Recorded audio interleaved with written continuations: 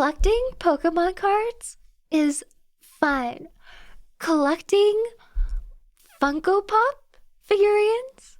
You have permanent brain damage. I would rather have someone who collects like big titty anime Mikus over Funko Pops, because then at least I know that they have at least 20 IQ points on average over the person who collects Funko Pops. At least the man collecting big titty anime women is engaging in the form of an investment. It is an investment. I have seen the resale prices of those figurines. It makes sense. Not to mention, they look way better. I would much rather stare at the beautiful, youthful eyes and the glowing hair and the big hoinga boingas of a beautiful young woman, scantily clad with her thighs and ass out, that I would stare at the soulless, beady black eyes without eyebrows of a Funko Pop. That shit looks like a Chinese bootleg Lego. I cannot emphasize this enough. Emmett from the Lego movie shits on every Funko Pop that has ever existed. Quality over quantity. You know what? This conversation has improved my respect of people who collect anime girl figurines so much, because it made me realize that there is such a lower bar that you can't help but respect people who like titties.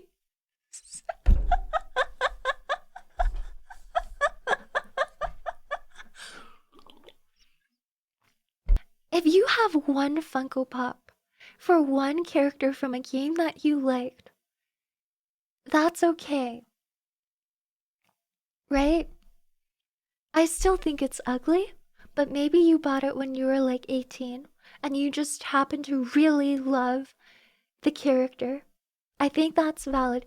I'm not talking about people who buy a Funko Pop for the character. I'm talking about people who buy Funko Pops because they're Funko Pops.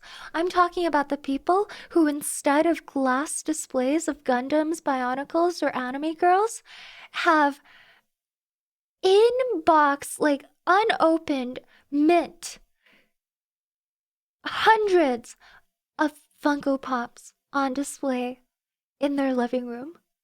That is the individual I speak of. For some reason, people who collect Funko Pops are more like people who collect like Nendoroids. Actually, no, not even like people. Some people who collect Nendoroids, where like they see so much value, and maybe there is value in never unboxing the product and just keeping it there on display. I will say, people who genuinely buy these products as investments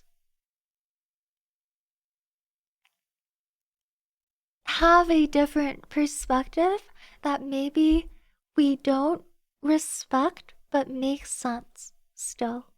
I could go on and on and on about the terrible aesthetics of Funko Pops. It like makes my blood boil almost, from a personal standpoint, that we wasted plastics on those toys.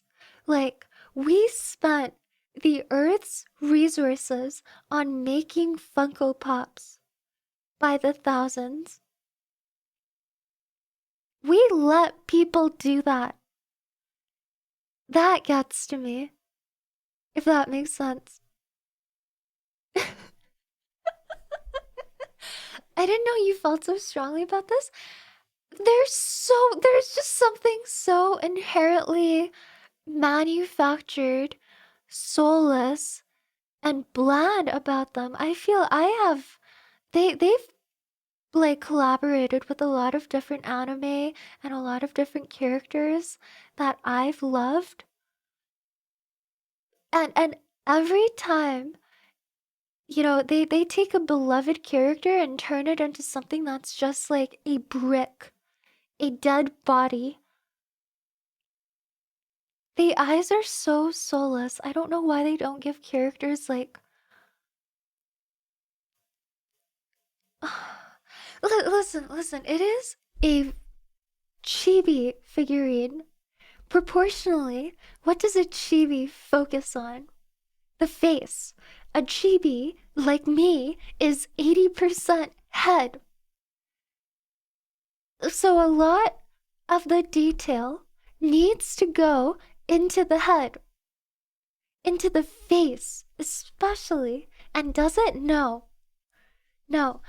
Funko Pops don't get what Nendoroids do, which is that the face tells all. The face is how you look into somebody, is how you recognize someone, and how you read their vibe. And every Funko Pop I've seen of a character that I know strips all of that away. It's such a big freaking cube-shaped head, and yet it's just blank. It's just there's nothing there. They went with the bare bones minimum, like the lowest common denominator for what it takes to illustrate a face. It's two eyes and a mouth.